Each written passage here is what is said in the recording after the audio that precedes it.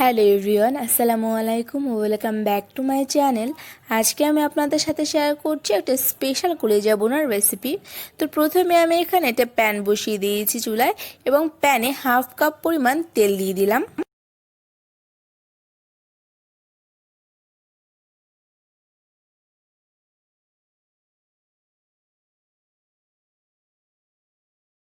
এখানে আমি তেজপাতা নিয়েছি 2 থেকে 3টা। এখানে নিয়েছি দারচিনি বড় সাইজের একটা, এখানে আমি টুকরো টুকরো করে নিয়েছি, আপনারা আস্তেও দিতে পারেন। নিয়েছি এলাচ 4 থেকে 5টা। এখানে নিয়েছি গোলমরিচ 10 থেকে 12টা। এরপর আমি নিয়েছি লং 6 থেকে 7টা। এবার সব গরম মশলাগুলোকে সামান্য একটু নেড়ে চেড়ে নিতে হবে।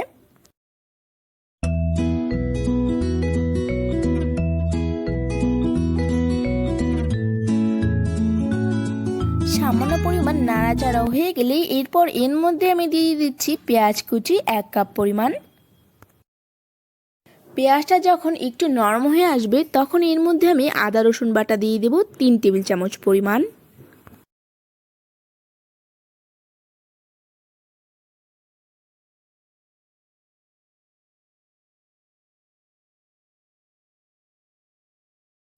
আদা রসুন বাটা দেওয়া হয়ে গেলে বাকি মশলাগুলো এবার অ্যাড করে দিতে হবে।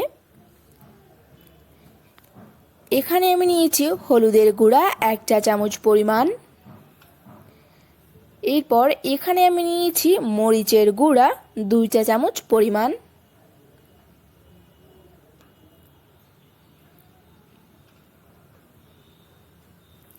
এখানে নিয়েছি আমি ধনিয়ার গুঁড়া 1 চা চামচ পরিমাণ। এরপর আমি নিয়েছি জিরার গুঁড়া 1 চা চামচ পরিমাণ।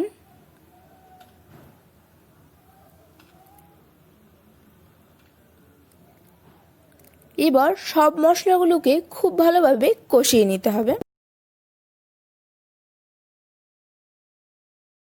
এবার সামান্য পরিমাণ পানি দিয়ে দিতে হবে যাতে মশলাটা পুড়ে না যায়।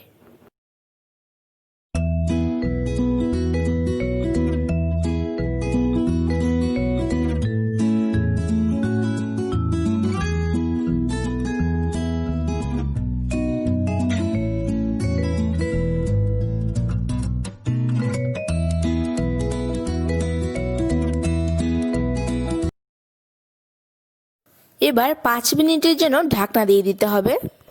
ঢাকনা খুলে আমি কিন্তু মাঝে একবার নেড়ে দিয়েছি। তো এবার আমি এখানে দিয়ে দিয়েছি স্বাদ মতো লবণ।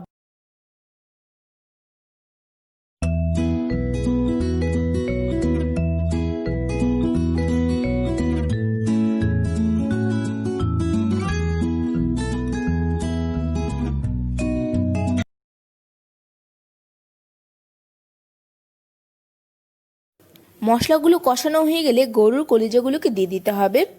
এবার গরুর কলিজাগুলোকে মশলার মধ্যে ঢেলে দিতে হবে। আর এখানে কিন্তু আমি গরুর কলিজা 1 কেজি নিয়েছি।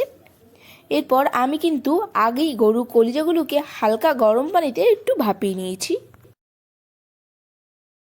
এবার মশলার সাথে কলিজাগুলোকে খুব ভালোভাবে মিশিয়ে নেব।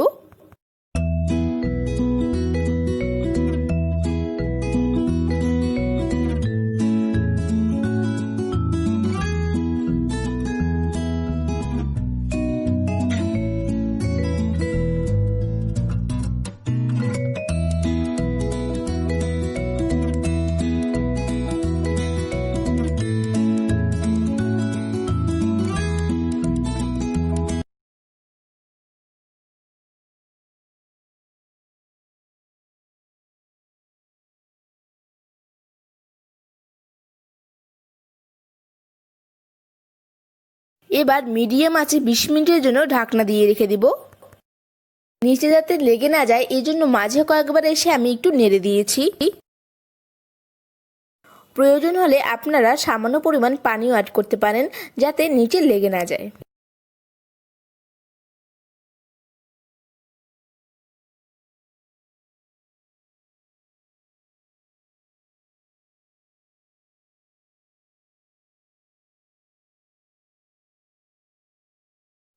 এখানে আমি 2টা মাঝারি সাইজের আলুকে কিউব করে কেটে নিয়েছি। এবার আলুগুলোকেও দিয়ে দিতে হবে।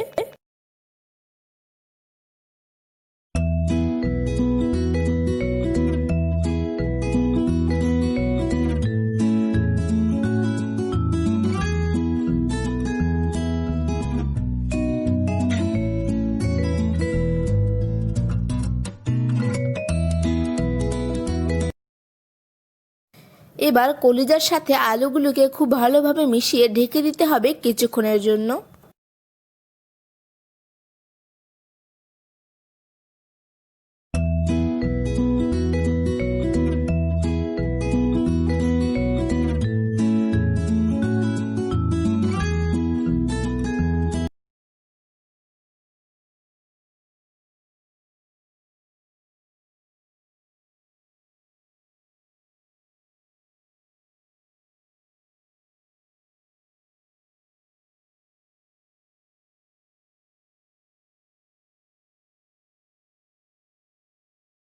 আমি এখানে 4 থেকে 5টি কাঁচামরিচ দিয়েছি, আপনার বাড়ি বা কমিয়েও দিতে পারেন।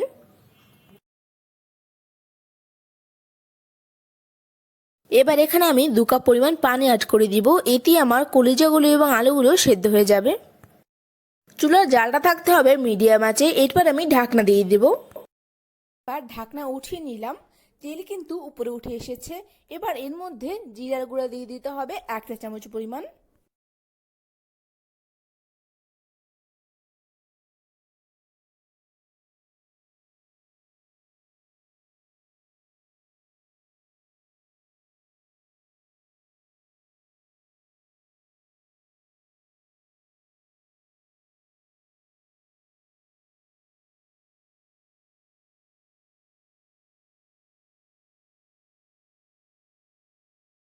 তো এই তো আমার কলিজা ভুনা রেডি। আশা করছি আমার আজকের রেসিপি আপনাদের সবার কাছে ভালো লেগেছে। ভালো লাগলে অবশ্যই আমার চ্যানেলটিকে সাবস্ক্রাইব করবেন, পাশে থাকা ছোট্ট বেল বাটনটিকে ক্লিক করে দেবেন।